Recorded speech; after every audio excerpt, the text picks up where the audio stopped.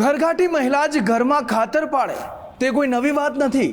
અમદાવાદના પોશ વિસ્તાર એવા વસ્ત્રાપુર, બોડકદેવ, નારણપુરા કે પછી થલતેજ જ કેમ ના હોય, આ તમામ વિસ્તારોમાં આવી ઘરઘાટી દ્વારા ચોરીની ઘટનાઓ છાસવારે સામે આવતી હોય છે। ત્યારે એનઆરઆઈ મહિલાની હીરા જડિત બુટ્ટી ચોરી કરનાર મૂળ રાજસ્થાનની ઘરઘાટી મહિલાની વસ્ત્રાપુર પોલીસે ગણતરીના કલાકોમાં જ ધરપકડ કરી લીધી છે।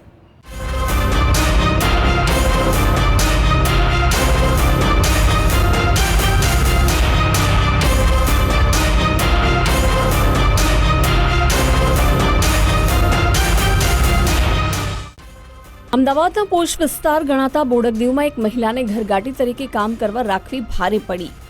આ ઘરકામ કરવા આવેલી મહિલા એક જ દિવસના સમયગાળામાં 1.75 લાખ રૂપિયાની ડાયમંડની બુટ્ટી ચોરીને છૂમંતર થઈ ગઈ। આ ચોરીના ઘટનાક્રમ પર નજર કરીએ તો દુબઈમાં લાંબા સમયથી વસવાટ કરતા મહિલા અને તેના પતિ ઈરાન ઇઝરાયલ યુદ્ધના કારણે વતન અમદાવાદમાં પરત ફર્યા। આ એનઆરઆઈ મહિલાએ ઘરકામ અર્થે એક મહિલાને કામ પર રાખી। મૂળ રાજસ્થાનના ડુંગરપુરના વતની એવા નર્મદા બહેને 10 એપ્રિલે ઘરકામ કરાવવાનું શરૂ કર્યું। મહિલાએ ડાયમંડ જડિત કિંમતી બુટ્ટી કબાટમાં રાખી હતી, જે મહિલા તસ્કર સાફ સફાઈના બહાને ઉઠાવીને ફરાર થઈ ગઈ। 11 એપ્રિલે ઘરઘાટી મહિલા કામ પર ન આવી, જે બાદ એનઆરઆઈ મહિલાએ 2 વખત ફોન કરવા છતાં મહિલાએ ફોન પણ ન ઉપાડ્યા। જે બાદ કંઈક અજુગતું બન્યાની આશંકા રાખીને મહિલાએ કબાટમાં ચકાસણી કરતા ડાયમંડ જડિત અંદાજે 1,75,000 રૂપિયાની બુટ્ટી ગાયબ હતી। કામ પર રાખેલી મહિલા એક જ દિવસ બાદ આવવાની બંધ થઈ જતા તેના પર શંકા ગઈ। આ એનઆરઆઈ મહિલાના પતિએ વસ્ત્રાપુર પોલીસ સ્ટેશને ચોરી અંગેની ફરિયાદ દાખલ કરી। આમ એનઆરઆઈ છે, વસ્ત્રાપુર પોલીસ સ્ટેશનની હદમાં જે ગ્રામ સભ્યથી જે છે એની બાજુમાં રહેતા એપાર્ટમેન્ટમાં એક દુબઈથી હમણાં આવેલા હતા અને કામ અર્થે ઘરકામ અર્થે એક બેન નર્મદાબેન ડામોરને કામ અર્થે રાખેલા હતા। ગઈ 10 તારીખે રાખેલા હતા અને 11 તારીખે એ બેન પોતાના ડ્રોવરમાં જે એના કાનની બુટ્ટી જે હીરા જડિત હતી એ રાખેલી હતી। બેન 10 વાગ્યાથી લઈ અને 11:30 સુધીના પોતાના ઘરકામ દરમિયાન આ જ્યારે કામ કરી નીકળી ગયા અને બપોર પછી એને કામ કરવા આવવાનું હતું, જે કામ કરવા નહીં આવતા તે ફરીથી ફોન કરેલો, રાત્રે પણ ફોન કર્યો, નહીં આવતા એમને સંખ્યા જતાં પોતાનો સામાન રૂમમાં બેડરૂમમાં ડ્રોવર પર ચેક કરતા જે એમને કાનમાંથી હીરા જડિત બુટ્ટી ઉતારેલી હતી એ જોવામાં આવેલ નહીં, જેથી આમની આ વસ્ત્રાપુર પોલીસ સ્ટેશનમાં એમની નામજોગ નોકરચોરી અંગેની ફરિયાદ દાખલ કરવામાં આવી હતી। અમદાવાદની વસ્ત્રાપુર પોલીસ ઘરમાંથી સોના ચાંદીના કિંમતી દાગીનાની થયેલી ચોરી અંગેની ફરિયાદ દાખલ થતાં જ ત્વરિત એક્શનમાં આવી। વસ્ત્રાપુર પોલીસે ઘરમાં અને સોસાયટીમાં લાગેલા સીસીટીવી ફૂટેજની મદદથી કામ પર રાખેલી મહિલા નર્મદા બહેનની તસવીરો મેળવી, જે બાદ માનવ બાતમીદારોને વસ્ત્રાપુર અને આસપાસના વિસ્તારમાં એક્ટિવ કરીને ચોર મહિલા અંગે વિગતવાર તપાસ હાથ ધરી।